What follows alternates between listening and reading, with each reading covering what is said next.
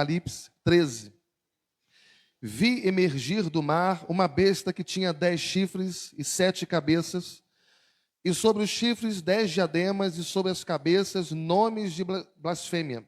A besta que vi era semelhante a leopardo, com os pés de urso e boca de leão. E deu-lhe o dragão o seu poder, o seu trono e grande autoridade. Então vi uma de suas cabeças como golpeada de morte, mas essa fenda mortal foi curada, e toda a terra se maravilhou segundo a besta. E adoraram o dragão, porque deu a sua autoridade à besta. Também adoraram a besta, dizendo: quem é semelhante à besta? Quem pode pelejar contra ela? Foi-lhe dada uma boca que proferia arrogâncias e blasfêmias, e autoridade para agir por 42 meses. E abriu a boca em blasfêmias contra Deus, para lhe difamar o nome e difamar o tabernáculo, a saber, os que habitam no céu. Foi-lhe dado também que pelejasse contra os santos e os vencesse. Deu-se-lhe ainda autoridade sobre cada tribo, povo, língua e nação. E adorá-la-ão todos os que habitam sobre a terra, aqueles cujos nomes não foram escritos no livro da vida do Cordeiro, que foi morto desde a fundação do mundo. Se alguém tem ouvidos, ouça. Se alguém leva para o cativeiro vai. Se alguém matar a espada, necessário é que seja morto a espada. Aqui está a perseverança e a fidelidade dos santos. Vi ainda outra besta emergir da terra, possuía 2 chifres, e parecia um cordeiro, mas falava como dragão. Exerce toda a autoridade da primeira besta na sua presença. Faz com que a terra e os seus habitantes adorem a primeira besta, cuja ferida mortal foi curada. Também opera grandes sinais, de maneira que até fogo do céu faz descer a terra diante dos homens. Seduz os que habitam sobre a terra por causa dos sinais que lhe foi dado executar diante da besta. Dizendo aos que habitam sobre a terra que façam uma imagem à besta, aquela que, ferida a espada, sobreviveu. Ele foi dado comunicar fôlego à imagem da besta, para que não só a imagem falasse, como ainda fizesse morrer quantos não adorassem a imagem da besta. A todos, os pequenos e os grandes, os ricos e os pobres, os livres e os escravos, faz que lhes seja dada certa marca sobre a mão direita ou sobre a fronte, para que ninguém possa comprar ou vender, senão aquele que tem a marca, o nome da besta ou o número do seu nome. Aqui está a sabedoria. Aquele que tem entendimento, calcule o número da besta, pois é número de homem. Ora, esse número é 666, 666. Pai, fala conosco nesta manhã bendita, esta manhã em que o Senhor se faz presente em nosso meio. Que haja temor no nosso coração e tremor diante da Tua santidade, Pai. Que a Tua palavra nos transforme interiormente e que ela nos faça viver para a Tua glória. É o que te pedimos, te agradecendo em nome de Jesus. Amém e amém. Glória a Deus. Estamos no seu lugar. Nós estamos aqui diante de Apocalipse 13 e esse texto nos traz algumas observações, algumas pontuações importantíssimas. A primeira observação que ela nos faz ter é a pretensão que esse anticristo tem. A pretensão, sobretudo, de ser igual a Deus. Da mesma forma que o Espírito Santo, ele nos aponta para Cristo, o falso profeta também apontará para o anticristo, que será uma personificação de Satanás. Satanás, embora derrotado, ele ainda recebe permissão para perseguir a igreja, na sua mais terrível fúria e ódio. Satanás tenta o tempo todo imitar a Deus, ser igual a Deus. A Bíblia fala do dragão, que é o diabo. Ele quis ser igual a Deus, numa tentativa de imitar a Deus Pai. Da mesma forma, a besta que surge do mar, que é o anticristo, que emerge do mar, ele vai tentar imitar a Cristo durante todo o seu tempo aqui nessa terra. Da mesma forma que Jesus morreu que Jesus se encarnou, morreu e ressuscitou, o anticristo também será uma espécie de encarnação de Satanás, que vai passar por uma experiência de morte, porque o texto fala que ele leva um golpe na cabeça, vai passar por uma experiência de morte e também por uma experiência de simulação da ressurreição. Apocalipse fala de duas bestas, aqui emerge da terra e aqui emerge do mar. Aqui emerge da terra é o falso profeta, com seu falso ensino religioso. E aqui emerge do mar é o anticristo. E essas duas bestas, tanto a que emerge da terra, quanto a que emerge do mar, se levantarão no tempo do fim, e o seu espírito, com as suas ideologias, com as suas filosofias, já estão atuando em nosso meio, já há muito e muito tempo. A besta que surge da terra, o falso profeta, vai levar os homens a adorarem ao anticristo, a adorarem a primeira besta, numa tentativa de imitar o Espírito Santo, que leva os homens a adorarem a Cristo. A Bíblia também fala da grande meretriz, né, que é a religião prostituída, que é a falsa igreja, que também é a imitação da mulher celestial, que é a noiva de Cristo, a igreja fiel a Deus. E você vai perceber ao longo da história que onde quer que houvesse ou que haja um poder civil tirano que dá as mãos à falsa religião, você começa a perceber que a falsa religião ela está sempre imiscuída com a política corrompida. E aonde quer que essas duas entidades deem as mãos, ali está uma reprodução, então, das duas bestas. Aqui emerge da terra e aqui emerge do mar. Então, a primeira observação que a gente encontra aqui em Apocalipse 13 é essa pretensão do anticristo, pretensiosamente querendo ser igual a Deus, a Cristo. A segunda observação que a gente encontra aqui é a sua aparição. A gente viu na semana passada, apóstolo Paulo, em 2 Tessalonicenses, ele fala que o mistério da iniquidade já está operando em nosso meio. Embora o mistério da iniquidade esteja operando no nosso meio, o anticristo, como pessoa, é alguém que vai se encarnar, né? E ele vai se encarnar e nele estará a manifestação dos poderes, dos impérios, dos reinos, de todos os tempos. Também todo o poder de Satanás será dado a ele, de acordo com esse texto que a gente leu. E ele emergirá, diz o texto, no breve tempo do fim. É o que nós encontramos na Bíblia aqui. E ele vai se manifestar de várias formas, de acordo com o que temos visto. Ele vai se manifestar na forma de apostasia, as pessoas se desviando da fé, as pessoas se desviando da lei, é o falso ensino, é o falso profeta, é a falsa religião, é a fé abandonada. E ele se manifesta desta forma em nosso meio.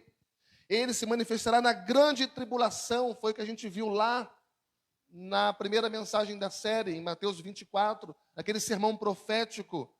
Ele, como vimos na semana passada, será a revelação do homem da iniquidade. E agora, em Apocalipse 13, a gente vê também em Apocalipse 20 a menção aqui dos seus 42 meses, simbolizando que ele terá pouco tempo, mas ele agirá intensamente, perigosamente, implacavelmente nesse pouco tempo que ele terá de liberdade para atuar em nosso meio. Ele também se manifesta aqui de diversas formas. Temos visto isso desde a primeira mensagem, na segunda, e vamos relembrar um pouco hoje, né? São as facetas que o inimigo personificado no anticristo tem usado ao longo do tempo e continuará usando. Daniel falava sobre isso, Jesus falou sobre isso, Paulo falou sobre isso, João também falou sobre isso. Em Daniel, no capítulo 7, o anticristo, ele é representado ali no primeiro momento, não como uma pessoa, mas ele é representado ali, naquele primeiro momento, na figura de um leão, de um urso, de um leopardo. E Daniel vai usar uma expressão chamando outro animal terrível.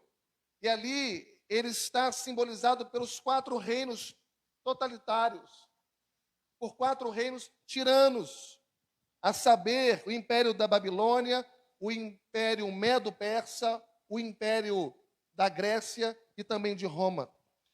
E Daniel ele prossegue, quando ele chega em capítulo 7, 21, o anticristo ali agora está personificado na pessoa do rei Antíoco Epifânio, um homem completamente megalomaníaco, um homem mau, um homem implacável, perseguidor dos judeus, o homem que, em vez de santificar o templo, ele profana o templo de tal maneira que ao deus grego chamado Zeus, ele consagra porcos naquele altar, profanando aquele templo. E Daniel passa então, e quando chega no tempo de Jesus, Jesus fala sobre isso em Mateus no capítulo 24. E o anticristo ali é representado de 2 formas. No primeiro momento, como um imperador romano chamado Tito, mais ou menos na altura dos anos 70, que destrói a cidade de Jerusalém, que destrói o templo. E no segundo momento, é esse personagem escatológico que a gente encontra lá a partir do versículo 21. E a profecia bíblica vai se cumprindo. E o tempo vai se passando. E vai avançando para a sua consumação final. E a gente chega no apóstolo João, que também menciona o anticristo. E para João, o anticristo ele se manifesta de uma maneira pessoal, mas também de uma forma impessoal. Nós sabemos que a palavra anticristo significa rival de Cristo, ou significa pretensamente substituto de Cristo, né? Ou seja, alguém que pretensiosamente quer substituí-lo, mas ao mesmo tempo também é o seu jurado rival, seu principal inimigo. E João, esse termo anticristo, ele usa tanto no sentido impessoal, para dizer que é um espírito que está atuando no mundo, né? Anticristos minúsculo, para dizer que é algo que já atua no coração dos líderes, dos falsos profetas ao longo dos anos.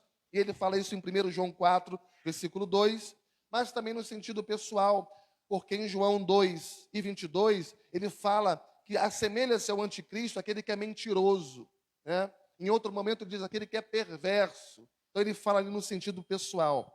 Mas João também vê o anticristo como uma pessoa que já está presente, né? Ou seja, como alguém que representa um grupo de pessoas.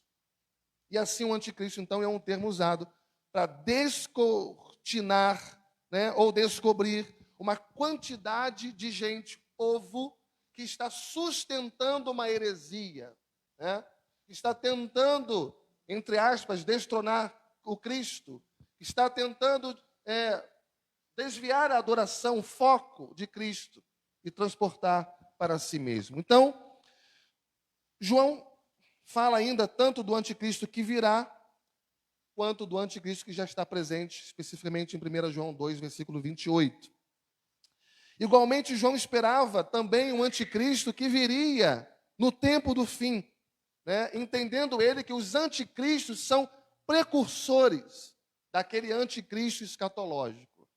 Os anticristos, essas ideologias, essas filosofias atuantes ao longo do tempo, estão preparando o caminho para aquele anticristo personificado, é a personificação de Satanás que se levantará no tempo do fim, né? E para João, então, ele sempre esteve presente, esses espíritos, né? Mas ele se levantará no tempo do fim como a expressão máxima da oposição a Cristo e também da igreja de Cristo. Mas aí a gente entra na compreensão aqui do apóstolo Paulo, que foi um pouco daquilo que a gente viu na semana passada. Paulo também trata desse assunto em 2 Tessalonicenses, no capítulo 2, né? E ele vai usar o termo para o anticristo, chamando de o homem da iniquidade, que surgirá no tempo de falso ensino religioso, no tempo dos falsos profetas, no tempo que o texto lá chama de a grande apostasia. E ele vai mencionar no versículo 3 que o anticristo será uma pessoa, não será uma coisa, não será um sistema, não será algo, mas será uma pessoa. Ele fala de personificação.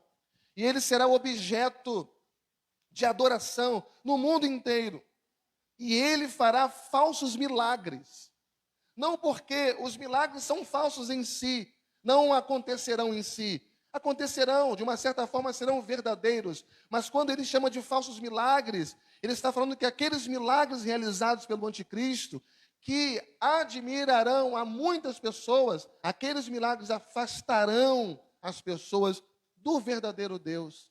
Aquelas pessoas afastarão as pessoas do seu compromisso, da sua fidelidade, da sua aliança ao verdadeiro Deus. Mas o apóstolo Paulo ainda prossegue no seu texto, e ele diz que o anticristo está sendo detido de alguma forma. E ele só será revelado depois que aquilo, entre aspas, ou aquele que o detém forem removidos. Ou seja, algo ainda está detendo o anticristo, mas quando este algo ou alguém for removido, aí o anticristo será revelado. E ele finaliza o seu texto dizendo que apesar de tudo isso, o anticristo será totalmente destruído por Jesus Cristo. Diga glória a Deus. E finalmente a gente entra no texto que a gente está, né, que é Apocalipse 13. E Apocalipse 13, apóstolo João, ele destaca aqui pelo menos 6 fatos acerca da besta. 6 fatos, pelo menos aqui acerca do anticristo. Em primeiro lugar, ele fala aqui que a ascensão do anticristo se dará no tempo de muita turbulência. Eu não sei se você tem percebido que o mundo está vivendo um tempo de muita turbulência. E, curiosamente, aqui João fala que ele ascenderá, ele surgirá num tempo de muita turbulência. Veja o que diz no versículo 1. Vi emergir do mar uma besta que tinha 10 chifres. Bom, aí ele passa para outra parte. Mas vi emergir do mar uma besta. Vi emergir do mar. E esse mar, irmãos, não são esses mares que nós nos banhamos. Esse mar de Apocalipse são as águas das multidões. São as águas das multidões. São as nações. São os povos na sua turbulência política, na sua turbulência social. Veja o que diz aí no capítulo 17 de Apocalipse. Abre a sua Bíblia. Capítulo 17, versículo 5.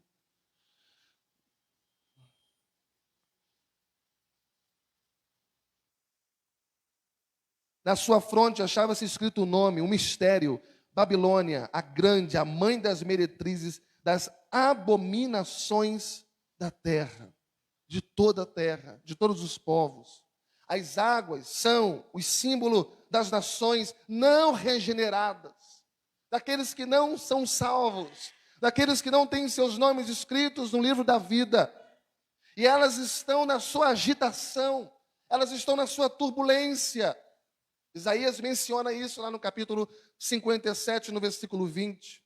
E antes do levantamento do anticristo, antes do surgimento personificado do anticristo, o mundo estará em desespero. O mundo estará num beco sem saída. O mundo estará mergulhado numa crise, sem soluções, sem saídas, sem respostas. E o anticristo então se levanta no meio dessa crise como alguém que vai ter a solução para todos aqueles problemas. E inicialmente ele resolve o problema de todas aquelas pessoas, e isso é o que faz a multidão se render a ele, a admirá-lo, a adorá-lo. E Daniel vai chamá-lo de chifre, de pequeno chifre.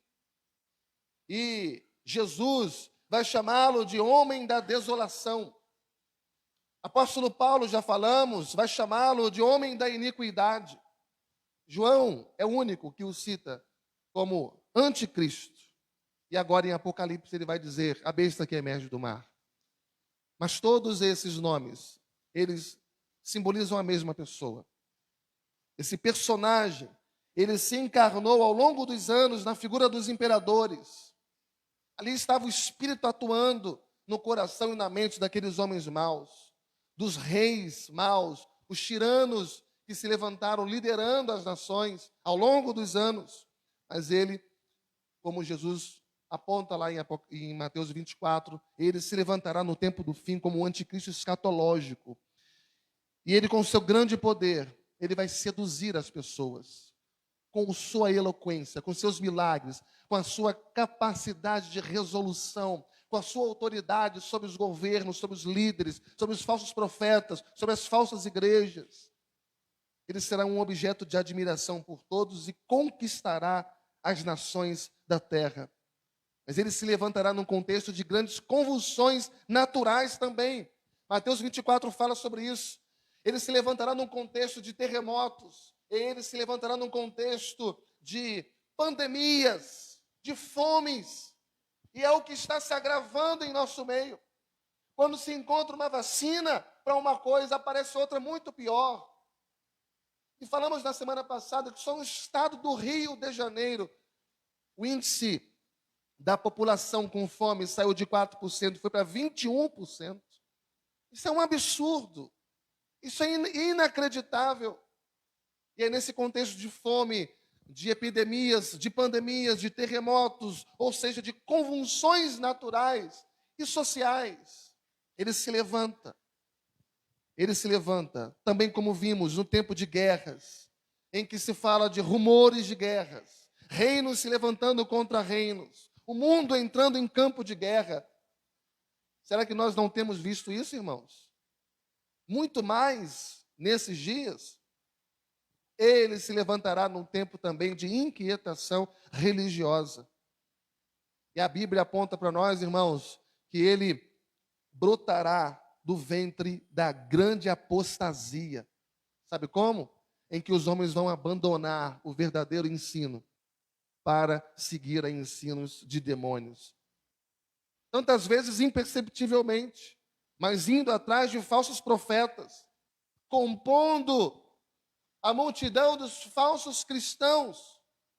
E ele será recebido com entusiasmo pela igreja, pelos crentes. Aquele sim é um grande homem, aquele sim era o que nós esperávamos durante todo esse tempo. Irmãos, o mundo vai estar em crise, em fome, em dificuldade. Ninguém resolve, ninguém traz uma solução. E de repente se levanta um homem com a resposta para tudo o que você precisa. O que dizer desse homem? O que dizer dessa pessoa? Vamos segui-lo. É ele quem nós queremos. Ele se levantará então nesse meio. Falsos mestres, falsos profetas que vão querer ser identificados como Cristos, porque vão fazer milagres e prodígios. E nesse tempo haverá duas igrejas então: a igreja apóstata e a igreja fiel. E ele então surge oferecendo solução para aquilo que é o seu pior problema, para aquilo que ninguém tem resposta. Ele vai dizer: eu tenho. E você vai admirá-lo. Quando digo você, eu estou dizendo outras pessoas, não você mesmo em si. E o mundo, irmãos, vai estar encantado. O mundo será seduzido pelo poder desse grande líder, desse grande homem. E os homens estarão dizendo: paz, paz. E naquele momento em que tudo parecerá estar em paz, a Bíblia diz que sobrevirá uma repentina destruição. E aí, Mateus 24 e 37 vai dizer que ele vai surgir então no momento de profunda desatenção das pessoas. Quando a Bíblia fala que será como nos tempos de Noé, em que as pessoas casavam e se davam em casamento, não é que o casamento é uma coisa má, é que as pessoas estarão distraídas, as pessoas estarão ocupadas com seus afazeres, com suas rotinas, estará por um momento tudo tranquilo, tudo em paz, tudo resolvido, e as pessoas estarão relaxadas, principalmente espiritualmente, desatentas à voz de Deus e à palavra de Deus. E então será o fim. Em segundo lugar, o anticristo incorpora, de acordo com o versículo 2 de Apocalipse 13, o poder, força e a crueldade dos impérios do passado, dos grandes impérios.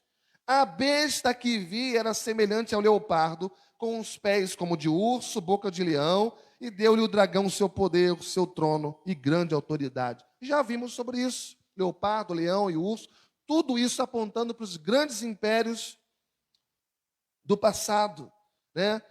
Ou seja, isso aqui é uma menção de Daniel, é a força anticristã vista por Daniel como aqueles reinos que dominavam o mundo na sua época. Babilônia, Império Medo-Persa, a Grécia e a Roma.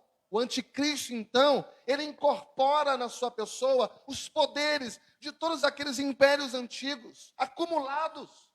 Se o império já era totalitário, ruim, mau, imagina os poderes de todos os impérios juntos, manifestados no único só homem.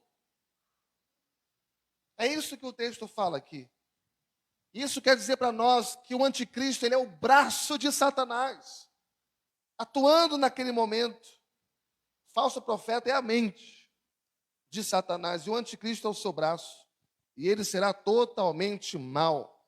E ele será prodigiosamente conquistador. E ele terá a ferocidade de um leão. Ele terá a força de um urso. Ele terá a velocidade de um leopardo. A besta que emerge do mar, que emerge das nações, das multidões desesperadas. Simboliza, irmãos, todo o poder perseguidor de Satanás, incorporado de todas as nações e governos do mundo inteiro ao longo da história.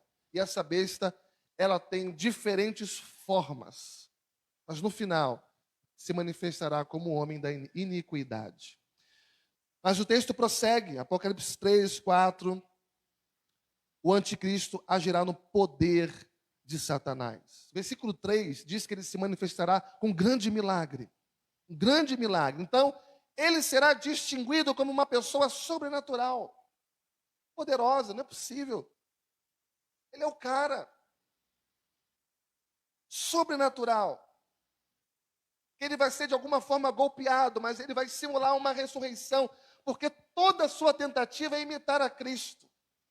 E quando ele, entre aspas, ressurgir, quando já acharem que ele estava morto ou destruído, aí mesmo que ele será alvo de aplausos, elogios, e vai dizer: esse cara é o máximo. E esse fato é tão importante que João, só aqui em Apocalipse, registra 3 vezes. Versículo 3, versículo 12 e versículo 14. É claro que não vai ser uma ressurreição genuína dentre os mortos, mas vai ser uma simulação de ressurreição produzida por Satanás. E o propósito dessa misteriosa simulação é conceder para Satanás um corpo. Satanás vai se manifestar no corpo desse homem e ele vai governar as nações em pessoa. O anticristo, então, será uma espécie de encarnação de Satanás. E a maioria dos estudiosos vê esta figura, ou nesta figura, a lenda de Nero ressuscitado. Porque Nero era o imperador que se suicidou, um homem muito mau, que se suicidou no ano 68. E num ambiente, num contexto de muitos golpes. E depois da sua morte surgem então alguns imperadores, também maus. Veio o imperador Galba, veio o imperador Otto, Vitélio e finalmente veio Vespasiano. Mas depois surge uma lenda de que Nero não tinha morrido, porque aqueles homens eram como se fosse a personificação de Nero, eram tão mal quanto. Algumas pessoas hoje, antes era muito sério, mas hoje já brincam, dizendo que Elvis ainda vive. Outras pessoas dizem que Michael Jackson não foi morto, não está morto. E alguns têm medo disso. Então era como se naquela época aqueles homens eles fossem tão mal quanto Nero, que as pessoas elas diziam: não é possível, esse homem está vivo. Esse homem está no nosso meio, ele está atuando, ele está por trás de tudo isso. Ele não morreu, mas ele escapou para o Oriente. Em algum momento ele vai vir em triunfo. E aí vai dar o seu golpe final. No tempo de João, Domiciano foi chamado de segundo Nero. E o anticristo, então, de acordo com Paulo, em 2 Tessalonicenses 2, ele vai surgir nesse contexto e vai realizar grandes milagres. O texto de Paulo diz: ora, o aparecimento do iníquo é segundo a eficácia de Satanás, e ele virá com todo o poder, sinais e prodígios. Do jeitinho que a gente gosta, né? Sinais e prodígios e poder. Mas Paulo encerra dizendo: poder, sinais e prodígios da mentira. A gente sabe, irmãos, que a gente vive numa sociedade ávida por milagres. É só começar a ver um foco de milagre aqui e outro ali, que a gente diz: Jesus está ali, não é possível. Isso é obra de Deus. Isso é o ponto fraco de muitas pessoas. E Satanás vai atuar nesse ponto fraco para conquistar, para dominar. Mas quem tem o Espírito Santo não cai nessa, irmãos. Quem tem o Espírito Santo não cai nessa. As pessoas estão andando por demais atrás de sinais, e essas pessoas serão facilmente enganadas pelo anticristo. Porque uma das suas manifestações poderosas será assim.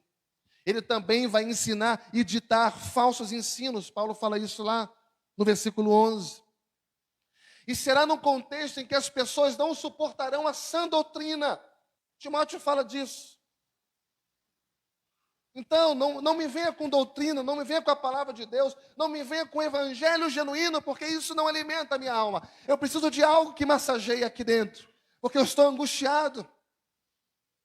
E aí vem aquelas palavras, aquelas mensagens massageadoras de egos. Que as doutrinas verdadeiras não serão suportadas mais. Será nesse contexto. E em 1 Timóteo 4:1, vai dizer que esta turma, esse povo, obedecerá aos ensinos de demônios, porque será mais palatável, mais aceitável. E a gente começa a ver as seitas heréticas, a gente começa a ver o misticismo, a gente começa a ver o sincretismo religioso acontecendo em muitas igrejas. Igrejas evangélicas. Mas tudo isso está pavimentando o caminho para a chegada do anticristo. Já está fazendo o povo se acostumar com aquilo, se familiarizar com aquilo. Antigamente a gente ouvia uma mensagem torta aqui, outra distorcida ali. Aquilo para a gente era uma aberração. Mas hoje, tudo que a gente diz é: para com isso. O pregador interpretou de outra forma. É a maneira dele entender. O que importa é que está dando frutos. Nos acostumamos. Estamos, de alguma forma, colocando nosso pé nessa forma, nos adaptando a isso. Mas tudo isso está pavimentando o caminho para a chegada do anticristo. E o anticristo, agora, de acordo com o versículo 2 do nosso texto, ele vai agir, então, na força de Satanás. O texto diz: deu-lhe o dragão o seu poder, o seu trono e grande autoridade. Ou seja, no fundo, quem vai mandar é Satanás. Quem vai estar por detrás daquilo ali é Satanás. Os governos subjugados ao anticristo, na verdade, estarão obedecendo a Satanás. Os falsos mestres subjugados ao anticristo, na verdade, estarão obedecendo a Satanás. Mas será pouco tempo de Satanás. O texto diz 42 meses. Isso é um número literal, ou seja, um número figurado. Não é literal. Para dizer que é por pouco tempo que ele vai agir. Mas será um governo universal, de uma ponta a outra, amplo, porque a Bíblia diz que Satanás é o príncipe desse mundo, e o mundo jaz no maligno. Como vimos na semana passada, lembra quando o Espírito, ele transportou Jesus ao deserto para ser tentado pelo diabo, Mateus 4, versículo 4, num dado momento, Satanás está com Jesus no pináculo do templo e mostra para ele as glórias do mundo, e faz uma proposta pretensa para ele: olha, tudo isso te darei, as riquezas, as nações, as glórias do mundo, tudo isso será teu, se prostrado me adorares. E Jesus nega, óbvio. Mas tudo aquilo que Jesus negou, o anticristo vai aceitar. Eu quero as glórias do mundo, eu quero as riquezas, eu quero as nações. E ele topa essa proposta, e ele aceita. e ele então vai dominar as nações. Apocalipse 13, versículo 7. Deu-se-lhe autoridade ainda sobre cada tribo, povo, língua e nação. Ou seja, o governo universal de anticristo, que será eternamente cruel e controlador. Veja no versículo 16 e 17. A todos, os pequenos e os grandes, os ricos, os pobres, os livres, escravos, faz que lhes seja dada certa marca sobre a mão direita ou sobre a fronte. Ou seja, está controlando, porque com essa marca compra e vende, sem essa marca não dá para que faça isso. Ele está sendo cruelíssimo e ele está sendo controlador. E o seu poder será irresistível. Leia no versículo 4. E adoraram o dragão, diabo. Adoraram o dragão, porque deu a sua autoridade à besta. Também adoraram a besta, dizendo: quem é semelhante à besta? Quem pode pelejar contra ela? Ou seja, ele será irresistível. Ninguém pode ir contra ela. Nós queremos ela, nós queremos ele. E ele será singular. Ele será ímpar, irresistível. E ele terá a aparência de um inimigo invencível. E as pessoas vão blasfemar contra Deus. As pessoas vão blasfemar contra os santos que estão no céu. Veja no versículo 6. E abriu a boca em blasfêmias contra Deus, para lhe difamar o nome e difamar o tabernáculo, a saber, os que habitam no céu.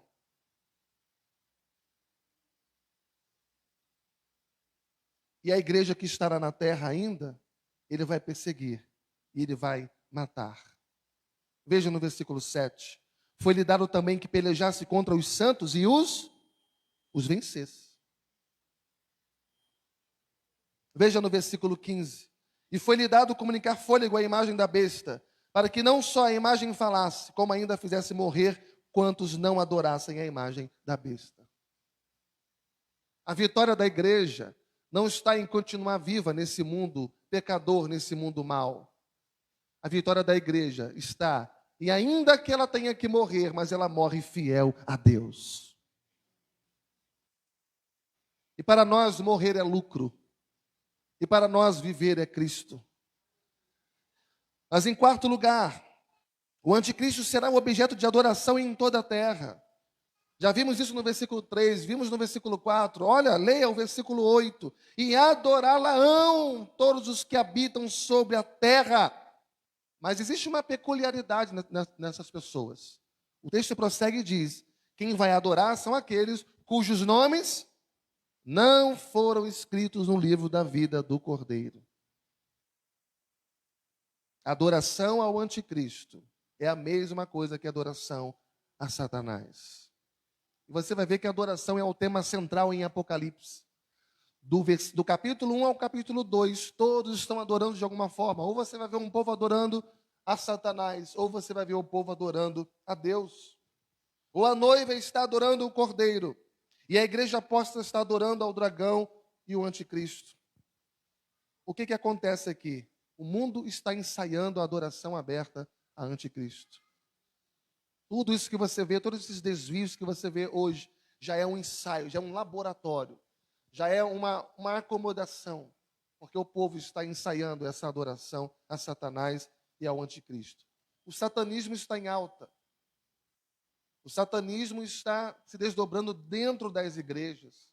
O ocultismo está em alta. As igrejas escrachadamente estão manifestando isso.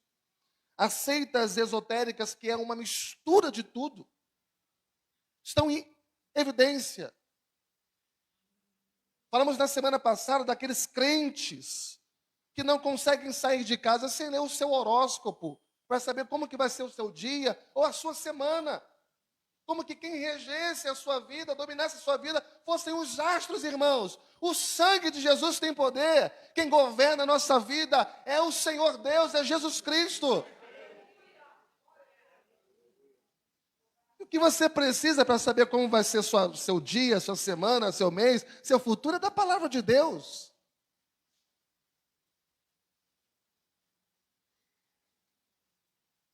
Mas tudo isso é o que nós encontramos nos dias de hoje. É a nova era.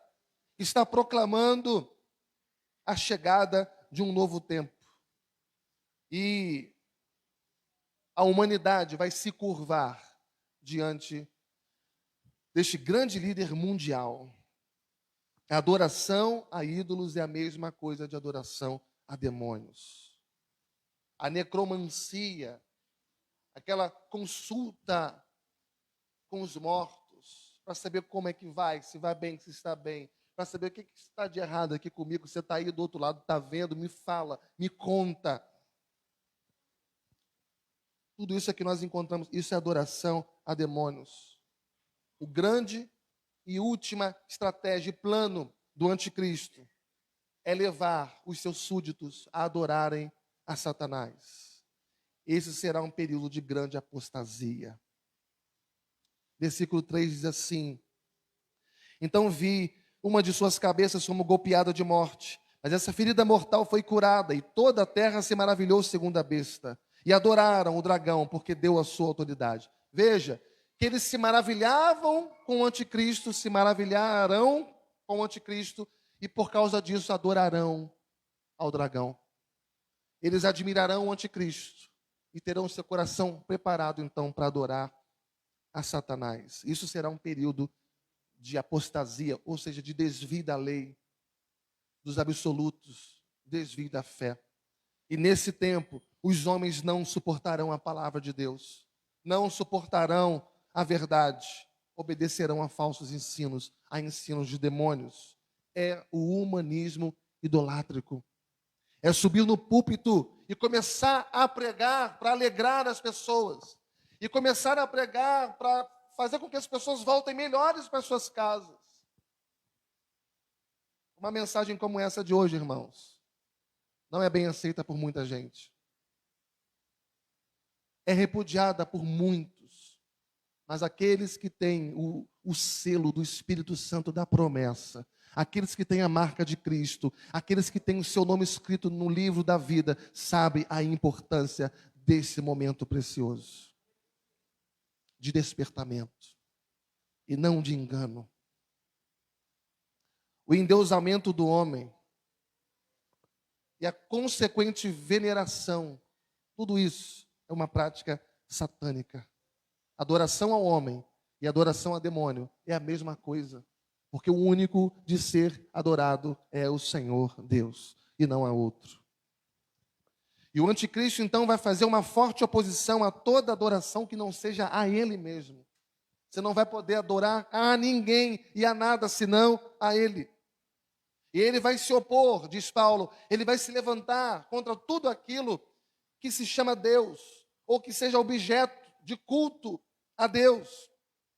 Porque quando você olha para a história, quando você olha para trás, os imperadores agiram exatamente dessa forma. Você não poderia chamar Deus de Senhor. Aliás, esse foi um dos problemas graves de Jesus, porque as pessoas chamavam ele de Senhor. E a ordem era que Senhor é só César. Que negócio é esse? Senhor era um título dado para o imperador, para o governador, para aquele que estava reinando.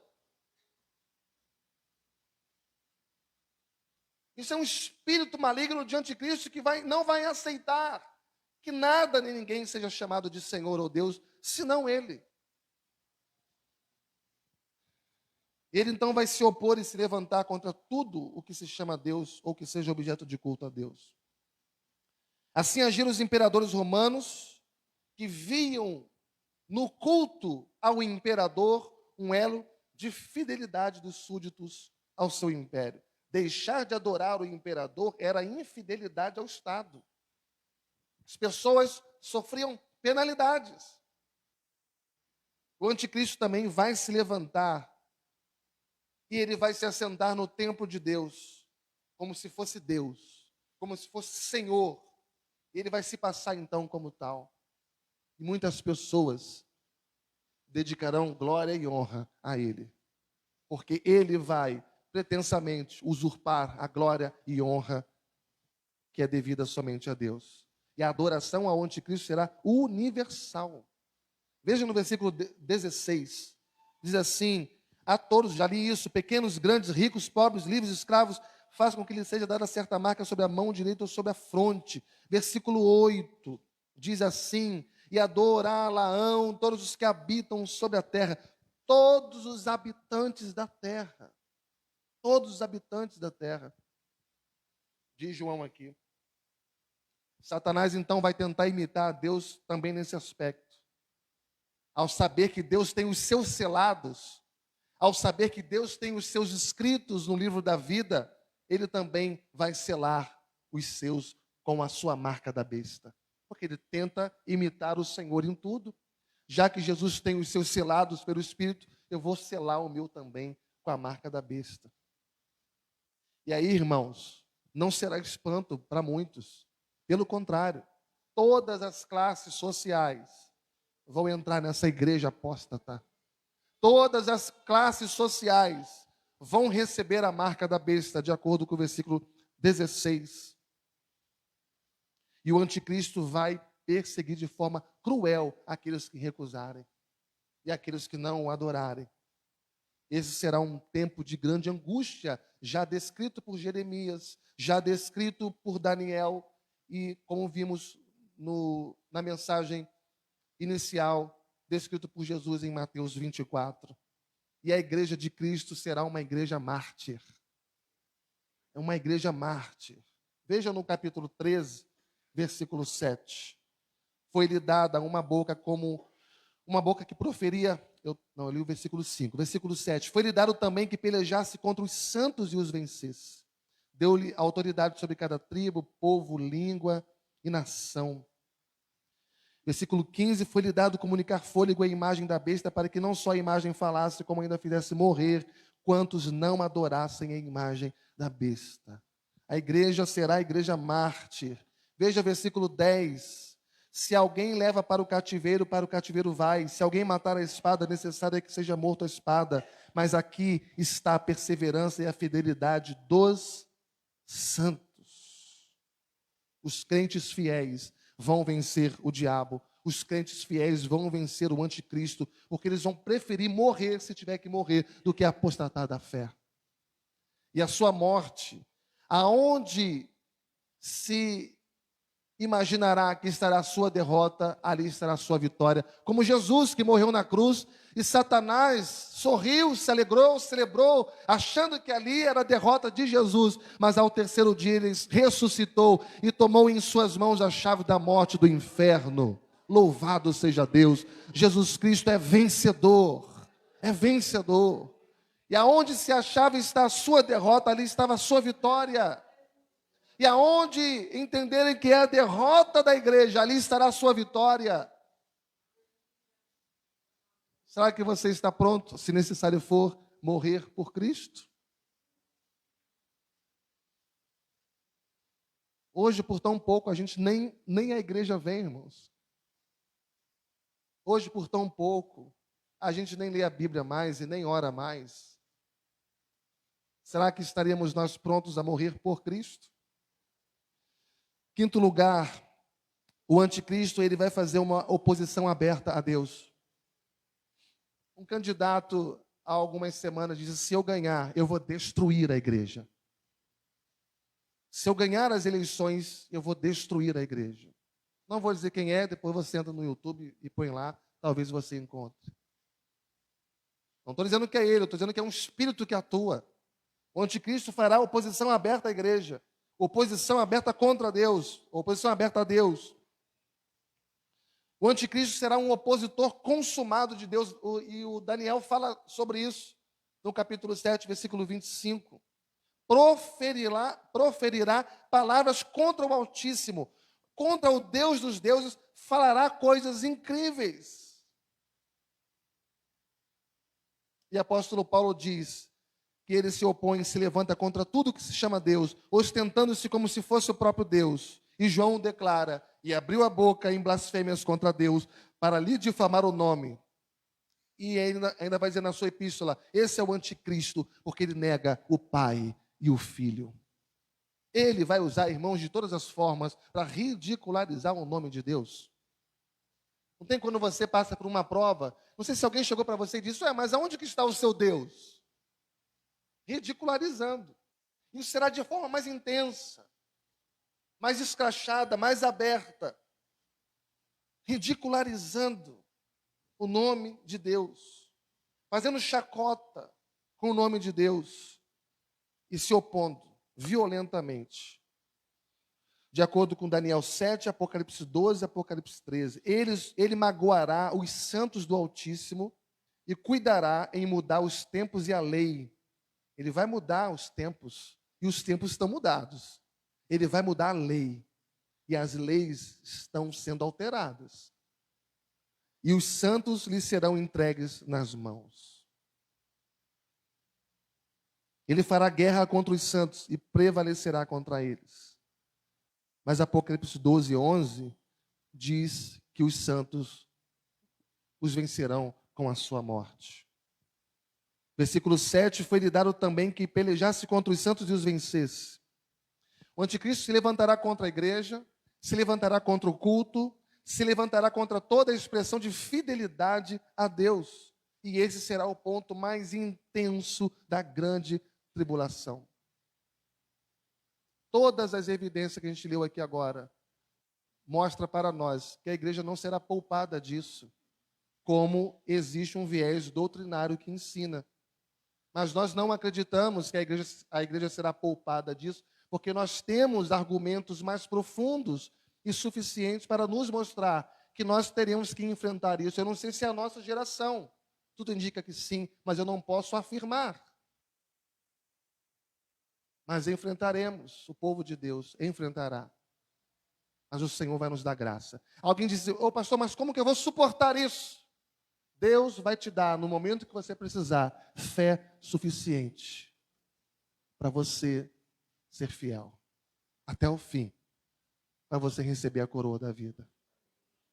No momento que você precisar de mais fé, Ele vai te dar mais fé. Precisar de mais graça, Ele vai te dar mais graça. Precisar de mais poder, Ele vai te dar mais poder. Mas Ele não te deixará sequer um segundo da tua vida. Isso é o que mais importa. Não importa a presença do anticristo, não importa a presença de Satanás. O que importa é aonde que Jesus está na minha vida. E se Ele está no altar do meu coração, e se o meu nome está escrito no livro da vida, nada mais importa. Nada mais importa. Que o Senhor nos dê essa fé, irmãos, para perseverar fiéis até o fim. Amém? Sexto lugar, o anticristo será apoiado pela segunda besta, que é o falso profeta, que é a religião corrompida, prostituída. Vimos isso aqui do versículo 11 ao 18.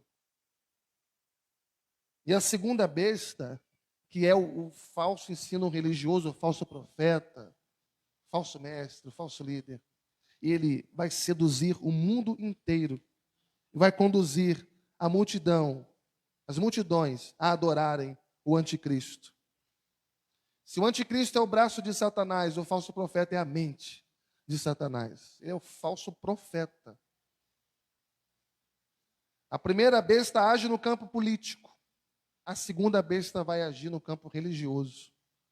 O anticristo vai agir no campo político com o apoio daquele grande líder do campo religioso. Ou seja, o falso profeta, ele vai preparar, e já está fazendo isso, esse espírito atuando, já está preparando o caminho para o anticristo. Ele vai preparar o mundo para adorar, outro, senão Deus. E não Deus, e não a Deus. A gente está na era das selfies. A gente está na era do narcisismo. Nós já adoramos a nós mesmos, como um filósofo importantíssimo, que disse, eu me amo, não posso mais viver sem mim. Com uma distorção daquela música que diz, meu, tudo é meu, tudo é meu. A adoração do eu já é a pavimentação de um caminho para adorar algo ou outra coisa que não seja Deus. Estamos nos acostumando com isso.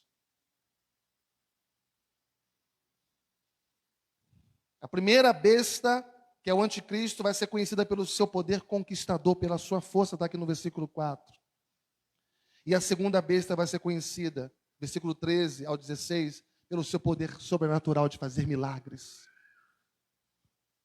Irmãos, se a gente começasse aqui a distribuir milagre para tudo quanto é lado, não ia ter espaço aqui. Essa igreja não ia ser nem mais aqui dentro, aqui embaixo. Não estou dizendo que Deus não faz milagres. Não estou dizendo que todo milagre não é de Deus. Eu estou dizendo que o espírito imundo está aí atuando. E a falsa igreja, ela vai brotar do meio da igreja verdadeira. Não pense você que é só olhar para o outro lado e dizer, olha aquela placa lá, aquela lá é igreja falsa. Essa aqui, não necessariamente. Pode ser sim que haja uma igreja totalmente falsa, mas a falsa igreja, ela brotará no meio da igreja fiel, porque a Bíblia fala do joio no meio do trigo, e só o ceifeiro vai separar um do outro naquele grande dia. Acautelai-vos, esteja atento. Eu creio que um dos dons mais importantes que nós devemos orar e pedir a Deus é o do discernimento de espírito, para que nós não sejamos enganados, porque Deus mostra, irmãos, quem está de engano. Que o Senhor abra os nossos olhos e que o Senhor nos ajude. Há poder no sangue de Jesus. Há poder no sangue de Jesus. Será então um tempo de cerco, um tempo de perseguição, um tempo de controle, de vigilância, de monitoramento de pessoas. Tanto no aspecto político, quanto econômico, quanto religioso. Você sabe que está todo mundo monitorado. Tudo. Pelo CPF, pelo chip do celular, por tudo. Todo regime totalitário busca controlar pessoas e tirar dessas pessoas a liberdade delas. Então, a recusa na adoração à primeira besta, o texto que lemos diz que implica em morte. Se você não adorar, isso implicará em morte. Versículo 15 diz isso daí. E aí só haverá duas igrejas. Não, mas antes disso tem aqui o selo distintivo para os adoradores da primeira besta, versículo 18. Assim como a noiva do Cordeiro recebe uma besta, um selo, lá em Apocalipse 7, também os adoradores da besta recebem a sua marca. E só haverá duas igrejas na terra, que hoje tem tantas, mas haverá apenas duas. Aquela que adora Cristo e aquela que adora ao anticristo. Não existe neutralidade na sua fé, irmãos. Não pode estar em cima do muro. Em cima do muro não existe. Em cima do muro já é o outro lado. Ou você estará de um lado ou de outro. Não há metade aqui, metade lá. Não há um pé na igreja e outro pé no mundo. Não há você está cocheando entre dois pensamentos. Ou você adora o verdadeiro Deus, ou você está contra Deus. Ou o seu coração é 100% dele e a sua vida é consagrada e santificada a ele. Ou você não está servindo a Deus como pensa. É só um pensamento. É só uma compreensão intelectual que você tem. Mas de fato, de verdade, não é. Deus não quer o seu pezinho. Deus não quer a sua mãozinha. Deus quer você por completo. Seu coração não pode ser dele e do mundo. Quando você ama o mundo, você se constitui inimigo de Deus. E quando você ama Deus, você guarda a sua palavra, você guarda os seus mandamentos no teu coração para não pecar contra Ele. Não há neutralidade. Não há terceiro grupo. Ou você faz parte dos bodes da esquerda, ou das ovelhas da direita. E ele se manifestará. O anticristo no campo político e o falso profeta no campo religioso. A besta que emerge do mar, das nações desesperadas, em crise. Atuando no campo político para trazer uma resposta. A política corrompida. E a besta que emerge da terra, sendo a mente que vai atuar no coração daqueles que não têm o seu nome escrito no livro da vida. E ele vai dissimular. Paulo vai falar em Tessalonicenses 2, versículo 6, que ele está sendo detido por algo e por alguém, no versículo 7. Algo e alguém, versículos 6 e 7. Ele diz, e agora sabeis o que o detém, para que ele seja revelado somente em ocasião própria. Algo o detém e ele será revelado em ocasião própria. Com efeito, o mistério da iniquidade é o anticristo. Paulo o denomina assim, já opera e aguarda somente que seja afastado aquele que agora o detém. Quando afastar aquilo que o detém, ele se manifestará. O que é esse algo que o detém? O que é esse alguém que o detém?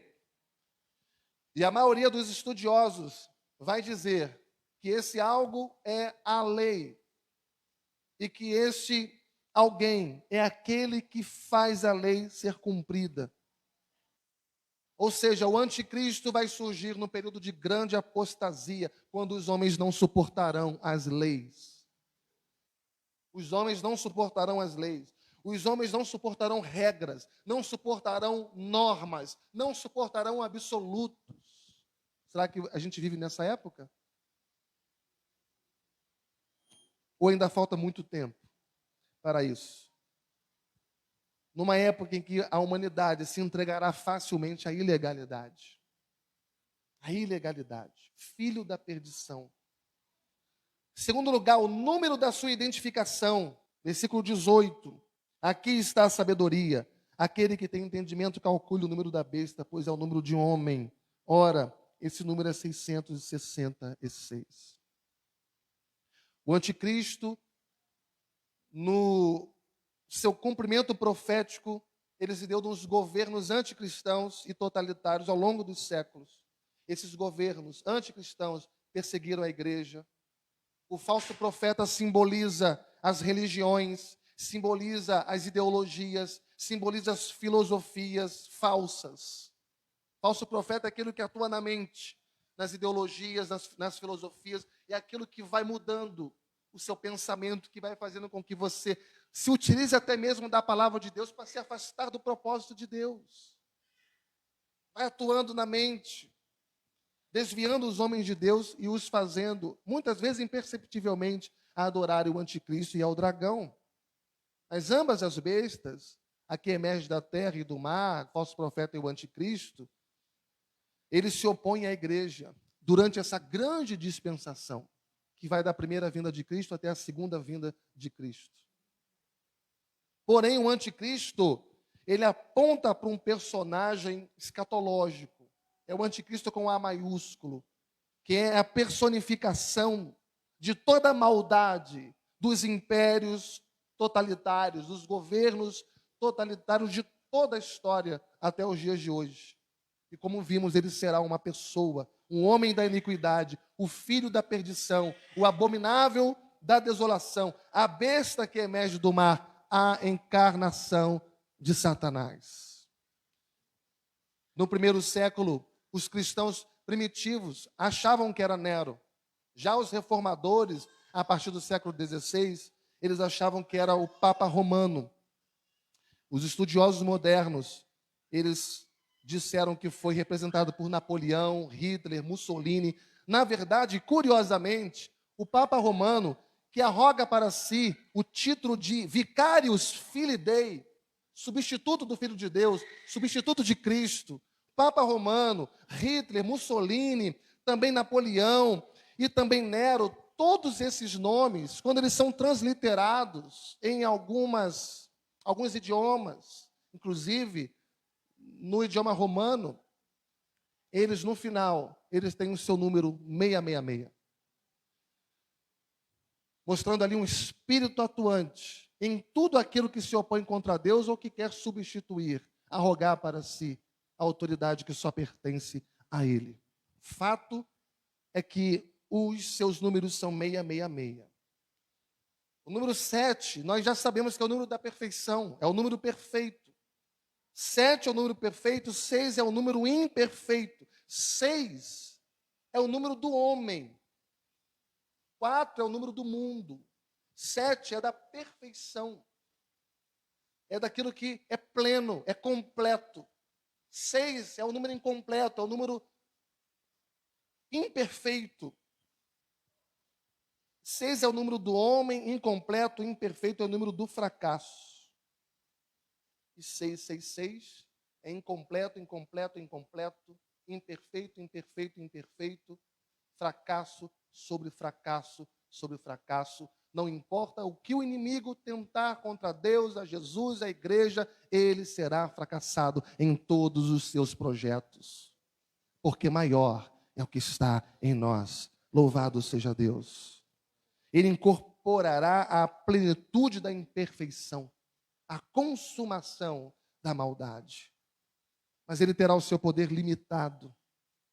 E aqui eu estou no penúltimo ponto para encerrar. Versículo 5 diz o que para nós? Foi-lhe dada uma boca que proferia arrogâncias, blasfêmias e autoridade para agir a vida inteira? Para agir? Vamos ler, irmãos, versículo 5. 42 meses. A limitação do anticristo aqui. Ele tem um poder limitado, porque foi dado o poder de matar os santos, mas em nenhum momento a Bíblia diz que foi lhe dado o poder de vencer os santos.